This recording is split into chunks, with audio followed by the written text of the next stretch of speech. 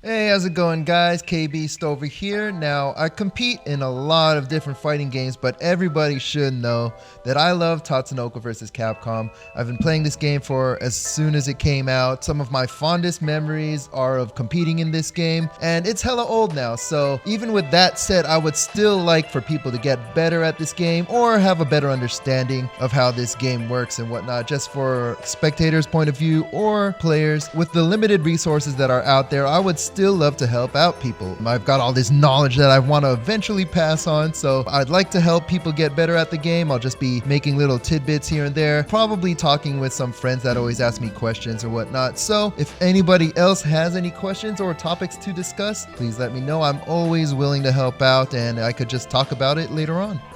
Alright, so one of the topics I wanted to talk about is why do I play Yatterman? I got a lot of people that ask me, why do I play Yatterman, or like what's good about him? He has unorthodox specials, I would say, and he's not a character that you could use right off the bat. You can't just start pressing buttons with him and start having a good time.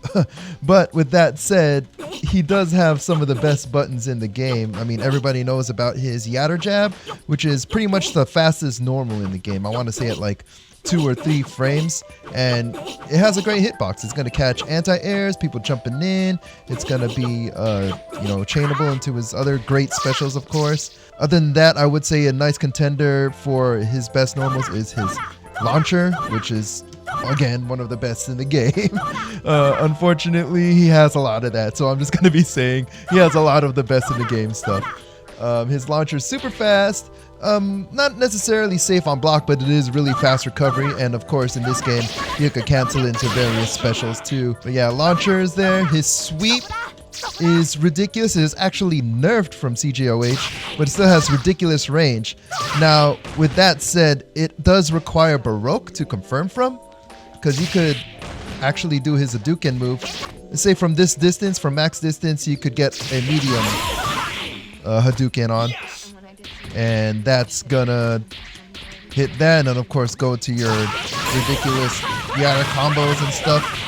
Let's talk about his 6B real quick. So here's his 6B. It's not a great move on the surface, but it's actually one of my favorite normals to do with him. This game has a lot of, say, normal jump air footsies, so the player is gonna be jumping around and air dashing around that height, of course. So this is a check. It keeps people honest. It keeps people aware that that normal is an option. And of course, if you have Baroque, you could confirm from it.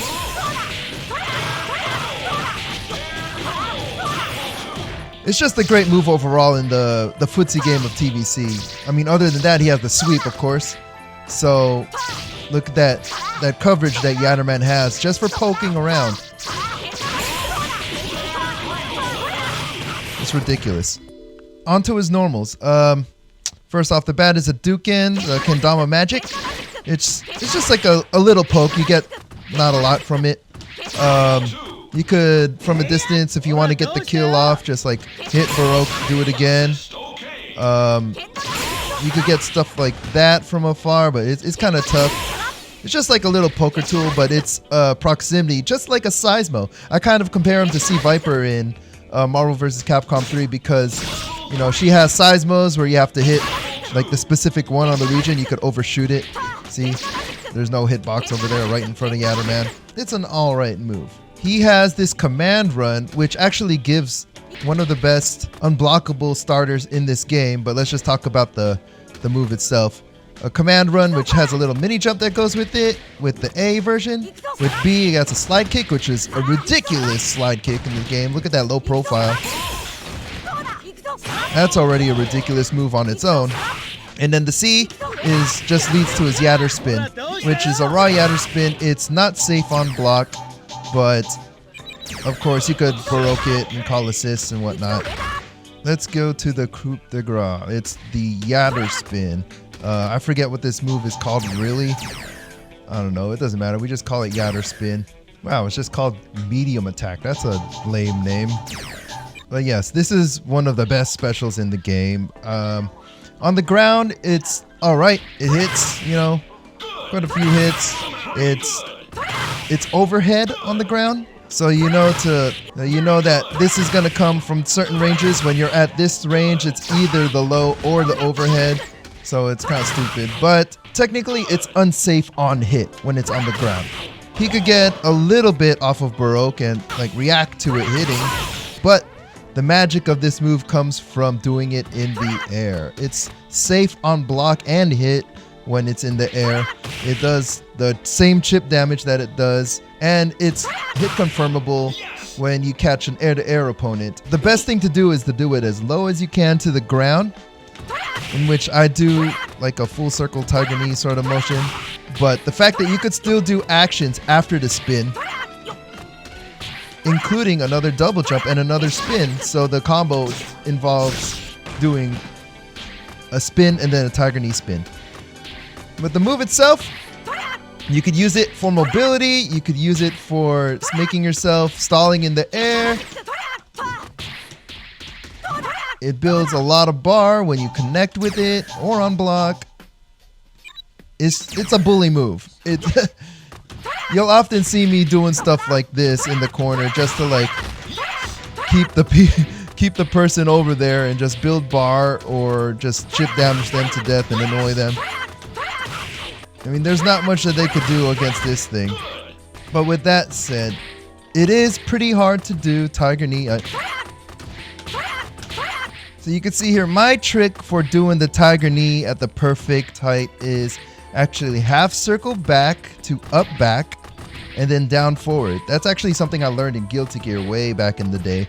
But it's equivalent to doing a tiger knee shoryuken, which you could still do, but I tend to like have the risk of actually doing the kendama magic move accidentally.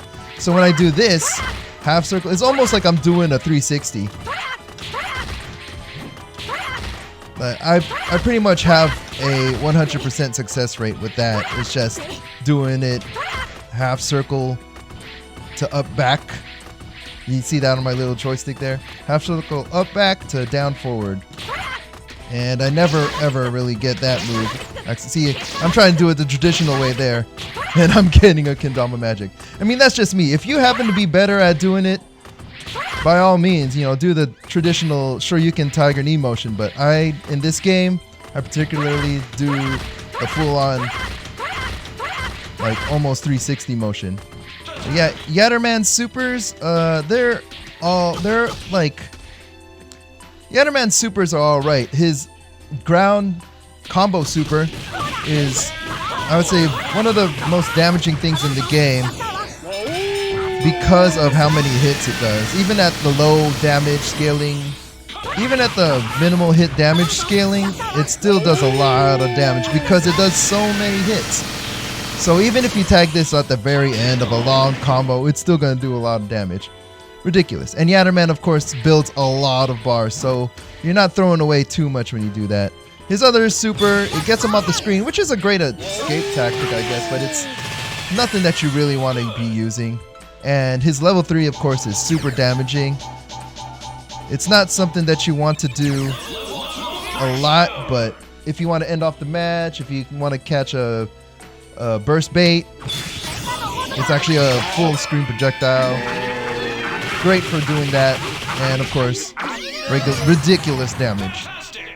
I would say Yatterman is top tier because of not only like his normals, but his like fluidity of moving around in the screen.